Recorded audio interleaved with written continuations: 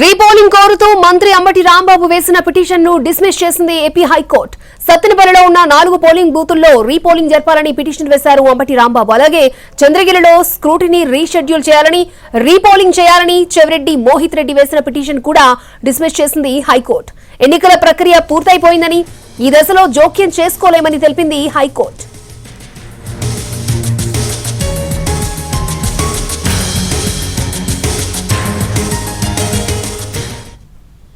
Right, repolling కోరుతూ మంత్రి అంబటి రాంబాబు వేసిన పిటిషన్ ని డిస్మిస్ చేసింది ఏపీ హైకోర్టు. సత్తెనపల్లిలో ఉన్న 4 పోలింగ్ బూతుల్లో రీపోలింగ్ జరపాలని పిటిషన్ వేశారు అంబటి రాంబాబు. రైట్, ఇదే అంశానికి సంబంధించి మరిన్ని లైవ్ అప్డేట్స్ అందించడానికి మా ప్రతినిధి పిఎంఆర్ చంద్రశేఖర్ సిద్ధంగా ఉన్నారు. శ్రీకాంత్ సిద్ధంగా ఉన్నారు. శ్రీకాంత్,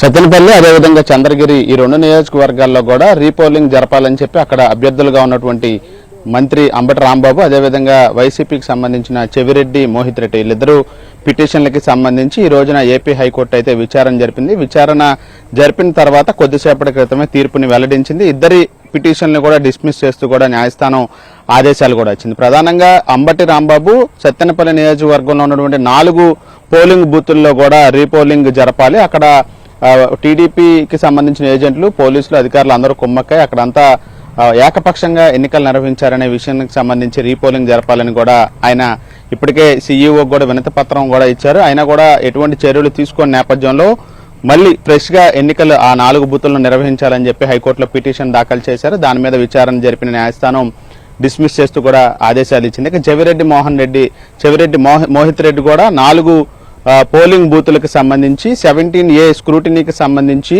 తనకు ఎటువంటి సమాచారం ఇవ్వకుండానే మొత్తం ఆ స్క్రూటినీ ప్రక్రియ మొత్తం పూర్తి చేశారు కాబట్టి అదంతా కూడా రీషెడ్యూల్ చేసి ఆ 4 బూతుల్లో రీపోలింగ్ జరపాలని కూడా పిటిషన్ దాఖలు చేశారు. దాని మీద కూడా విచారణ జరిపినటువంటి న్యాయస్థానం ఆ పిటిషన్ కూడా డిస్మిస్ చేసింది.